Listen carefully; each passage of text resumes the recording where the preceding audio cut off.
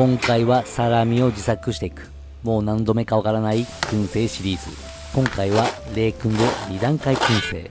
これをサクサクのクリスピーピザでいただく。芸能人にさんつけてなんとなく距離感近いの匂わせてくるやつ全員漏れなくゴミ。どうもボケです。もちろん関わりが深い仕事をしている人は別ですよ。よくよく聞いてみると、ただ飲み会の席に同席しただけとかそんなんばっかです。まずは豚肩ロースを適当な大きさに切って、これからスパイスにつけていく。ミンサーでこれからミンチにしていくんですが、ミンチにした後にスパイスを入れたりすると結構練り込んじゃうことになるので、ミンチにする前に味をつけていきます。ニンニクのすりおろし、塩、砂糖、黒胡椒、パプリカ、チリパウダー、カリエンペッパーブランデーを入れてよく混ぜます。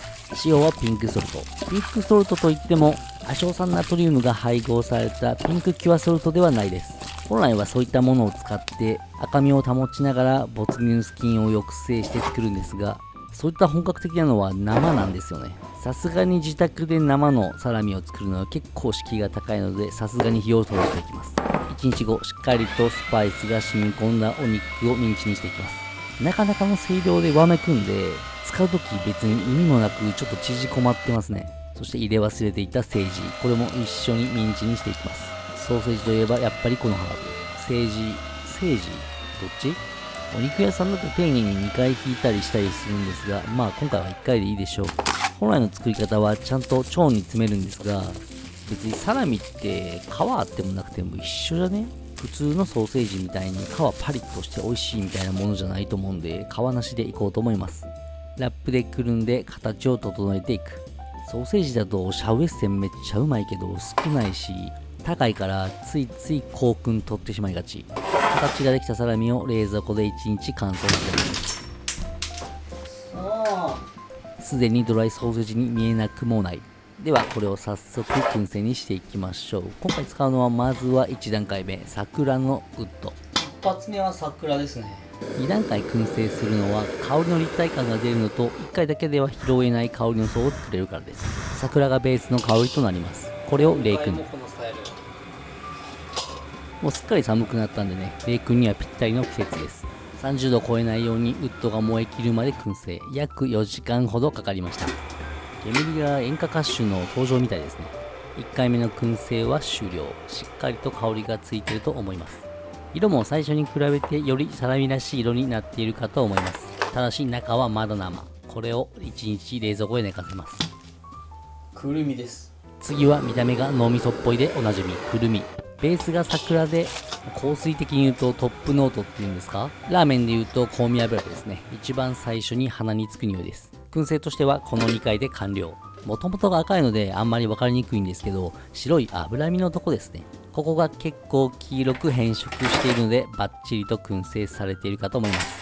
さらに1日寝かせるとこんな感じ。見た目としてはもうサラミですね。亜硝酸ナトリウムを使った場合だとここからさらに乾燥させたりするんですが、家庭で作る場合はやはり火を入れる方が安心なので火を入れていきます。65度から80度の温度帯で熱入れ、約4時間ぐらいですね。開けてみるとこんな感じ。一応中心温度も測っておきましょう。67度。これはもう完全に OK ですね。豚肉、しかもミンチなのでやはり火を入れないのは怖すぎる。ここでさらに1日寝かせてセミドライぐらいの仕上がりを目指していく。表面の水分は結構抜けてそうです。かなり水分抜けましたね。結構抜けましたけど、まだ凶器と呼べるほど硬くはないです。包丁でも割と切りやすい。中はこんな感じ。サラミっちゃサラミか。ハムっぽくも見えますね。ちょっと味見してみましょう。ちゃんとドライソーセージですね。味としてはバッチリですね。かなり酒が欲しくなります。サラミどうやって食べようかと思ったんですが、やっぱりピザがいいかなって思いました。強力粉、オリーブオイル、塩です。ブーイング食らうかもしれないんですけど、私実はイタリアンのピザ好きじゃないんですよね。これに蝶ネどや、我々が真の伝統どやみたいな。いわゆるピザの名店にもたくさん行って食べてみたんですけど、やはりあんまりでした。好みの問題ですね。私はクリスピーなタイプが大好きです。分厚いパンピザみたいなのが一番苦手。あれ食べれるぐらいならサソリ食べます。ピザ生地を寝かしてる間にトッピングのカット。まずは玉ねぎ。ピザの玉ねぎめっちゃ好きなんですけど、これ分かる人います？次はサラミ大量に切っていく。多ければ多いほどいいですね。ちなみに別に取ってはないんですけど、このサラミを食べながらハイボール3倍ぐらい飲んです。なのでもう結構フラフラですね。サラミはピザと別焼き。ではソース作り。トマトソースとその上にマヨネーズ系のソースをかけていこうと思います。マヨネーズ、マスタード、パプリカパウダー、チリパウダー、ガーリックパウダー、これを混ぜていきます。ジャンク系のピザですね。黒胡椒を入れてスパイシーに。皆さんはピザだと何が一番好きでしょうか？ぜひ教えてください。サラミを約20分ほどですかね、焼きました。かなり油も出ております。この油がね、美味しいんですよ。デブの素をデブの素に足していく。これで肉の風味がついて、すごく美味しくなります。では、ピザ生地の仕上げ。適当に伸ばしていく。大事なのは薄さ。特に私、耳好きじゃないんで、マジであれ消し去りたいですね。現地の人でも割と耳残す人多いので、あんまり求められてないんじゃないですかね。知らんけど。いい感じの薄さになりました。だいたい朝3時、激安居酒屋で大学生が話してる内容ぐらいペラペラの生地でございます。ここにトマトソース。これがっつり作ったパスタ用のトマトソースですね。基本的にピザのソースはホールトマトを裏ごしするぐらいでいいと思います。フルーツトマトのようないいトマトなら別ですが、だいたいホールトマトの方が美味しいですね。オニオン散らしたら適当にチーズ。チーズは多ければ多いほど美味しい。いかにチーズをまんべんなく大量に生地に乗せれるかという課題は、あなたが亡くなった後も引き継がれる人類共通の永遠の課題。300度に予熱したオーブンで15分。サラミも別のオーブンでさらに焼いております。パリッパリですね。美味しそう。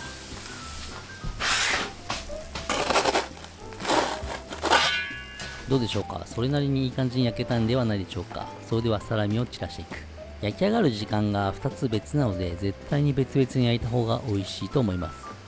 いやー、しくった先に切るのが正解でしたね。食べたいのが必死で先にサラミを散らしてしまったんですが、これは失敗。先に切ってから乗せるべき。そして最後のマヨネーズソース。